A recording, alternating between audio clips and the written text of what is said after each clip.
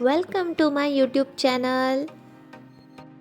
आजच्या या व्हिडिओमध्ये पूर्ण सराव पाठ टाचन कसे काढायचे ते आपण बघणार आहोत.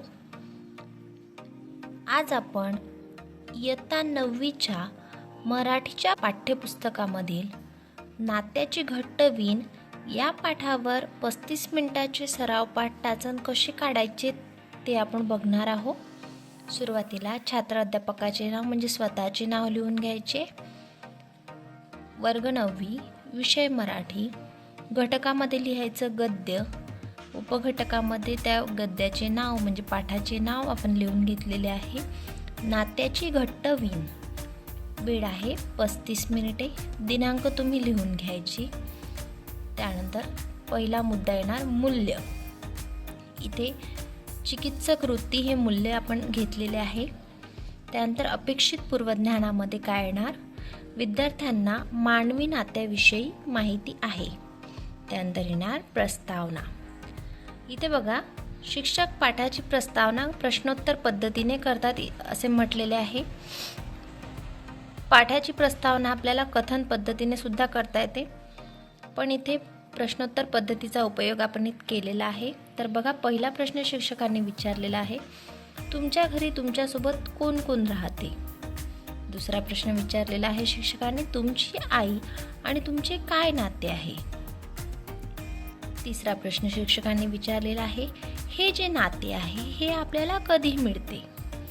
चौथा प्रश्न इथे शिक्षकांनी विचारलेला आहे, रक्ताच्या नात्याव्यतिरिक्त आपला बाहेर कोणाशी संबंध येतो. आणि पाचवा प्रश्न आणि शेवटचा प्रश्न इथे प्रस्तावनेसाठी शिक्षकांनी विचारलेला आहे, ही सर्व नाती आपल्याला आयुष्यभर कशी बांधून ठेवतात. त्यानंतर येणार हेतुकथन.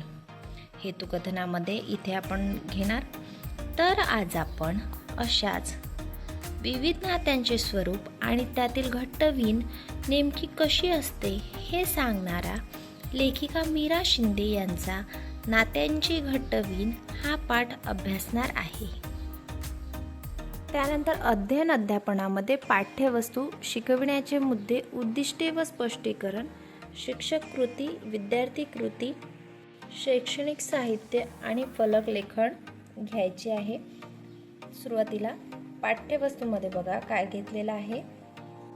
मीरा शिंदे विविध नियतकालिकातून व मासिकातून कथा कवितांचे लेखन, साहित्य क्षेत्रातील ज्येष्ठ कवयित्री आणि लेखिका. शिकवण्याच्या मुद्द्यामध्ये येणार लेखिकेचा परिचय. त्यानंतर उद्दिष्टे व स्पष्टीकरणमध्ये येणार ज्ञान, विद्यार्थी लेखिकेविषयी जाणतो. आणि शिक्षक कृतीमध्ये शिक्षक लेखिकेचा परिचय सांगतात. विद्यार्थी कृतीमध्ये येणार विद्यार्थी ऐकतात. शैक्षणिक साहित्यामध्ये येणार खडू, फलक आणि डस्टर. आणि त्यानंतर इथे पाठ्यवस्तूमध्ये दुसरा मुद्दा पाठाचा परिचय घेतलेला आहे. प्रत्येक माणूस जन्मापासून अनेक नात्यांनी जोडलेला असतो आणि हा प्रवास आयुष्यभर चालू राहतो.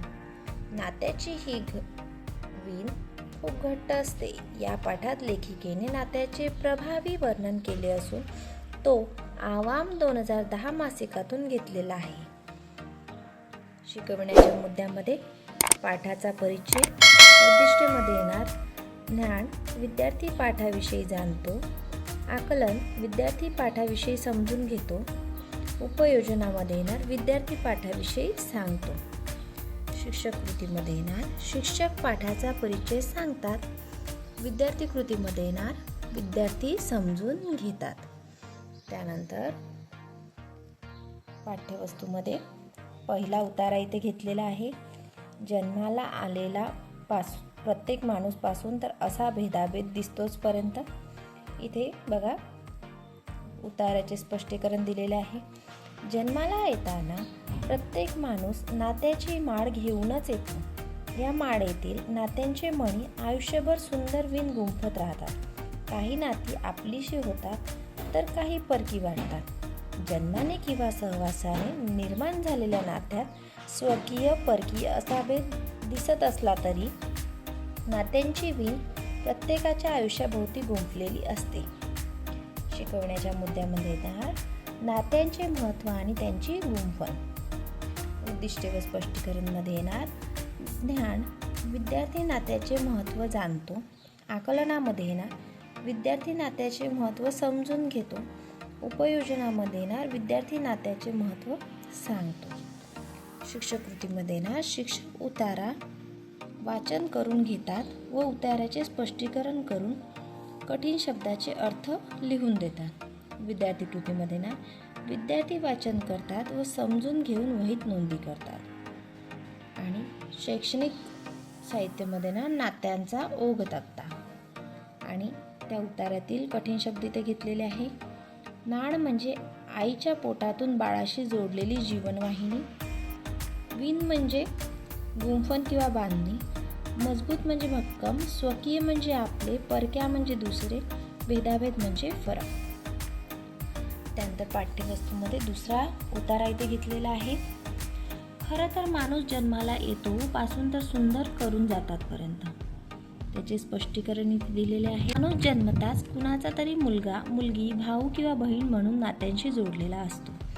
आयुष्याच्या प्रवासात भेटणारी नाती या विणीला अधिक समृद्ध आणि सुंदर बनवतात. शिकवण्याच्या मुद्द्यामध्ये येणार जन्मजात नाती आणि आयुष्यात निर्माण होणारी नवीन नाती. उद्दिष्टे व स्पष्टीकरणमध्ये येणार विद्यार्थी जन्मजात नाती व नवीन नाती यांच्याविषयी जाणतो. आकलनामध्ये येणार विद्यार्थी जन्मजात नाती व नवीन नात्यांविषयी समजून घेतो. त्यानंतर शिक्षक कृतीमध्ये शिक्षक उतारा वाचन करून घेतात व स्पष्टीकरण करून कठीण शब्दांचे अर्थ फलकावर लिहून देतात. विद्यार्थी कृतीमध्ये येणार विद्यार्थी वाचन करतात, लक्षपूर्वक ऐकून समजून घेतात व वहीत नोंदी करतात. आणि इथे फलक लेखनामध्ये कठीण शब्दांचे अर्थ लिहून दिलेले आहे. समृद्ध म्हणजे संपन्न, सुंदर म्हणजे मनमोहक किंवा आकर्षक. त्यानंतर बघा अगदी शेवटी पाठ्यवस्तूमध्ये इथे आशयाची पुनरावृत्ती केलेली आहे. म्हणजे दोन जे उतारे आपण इथे घेतलेले आहे त्याची पुनरावृत्ती इथे केलेली आहे. यामध्ये माणूस जन्मताच नात्याशी जोडलेला असतो. नाती आयुष्यभर विणली जातात आणि ती कधी जवळची तर कधी परकी वाटू लागतात हे सांगितले आहे. पुढे आयुष्यात भेटणारी नाती त्याच्या जीवनाला अधिक समृद्ध आणि अर्थपूर्ण बनवतात. हा मुख्य विचार यात मांडलेला आहे. शिकवण्याच्या मुद्द्यामध्ये येणार आशयाची पुनरावृत्ती. उद्दिष्टे व स्पष्टीकरणमध्ये येणार उपयोजन. विद्यार्थी आशयाची पुनरावृत्ती करून सांगतो. शिक्षक कृतीमध्ये शिक्षक उत्तराची पुनरावृत्ती करून सांगतात. विद्यार्थी कृतीमध्ये येणार विद्यार्थी ऐकतात. त्यानंतर येणार मूल्यमापन. मूल्यमापनामध्ये शिकवलेल्या भागावर लहान आणि अगदी साध्या भाषेत असे आपल्याला प्रश्न विचारायचे असते. मूल्यमापनामध्ये पहिला प्रश्न विचारलेला आहे पाठाच्या लेखिकेचे नाव सांगा. दुसरा प्रश्न घेतलेला आहे प्रस्तुत पाठ कोणत्या मासिकातून घेतलेला आहे.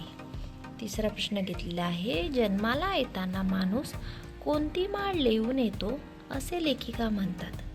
चौथा प्रश्न घेतलेला आहे नात्याची विण कशी होत जाते. पाचवा प्रश्न घेतलेला आहे माणूस जन्माला येतो तो कोण म्हणून. त्यानंतर स्वाध्याय म्हणजे गृहपाठासाठी इथे प्रश्न दिलेला आहे नात्यांमध्ये कोणता भेद दिसून येतो व का.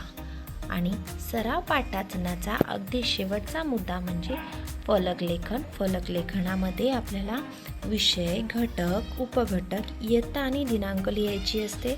आणि शिक्षकांनी पाठ घेताना फलकावर जे काही लिहिले ते सर्व आपल्याला इथे फलक लेखनामध्ये लिहायचे असते. जसे की लेखिकेचे नाव, कठीण शब्द आणि महत्त्वाचं म्हणजे स्वाध्याय आपल्याला फलक लेखनावर लिहायचा असतो.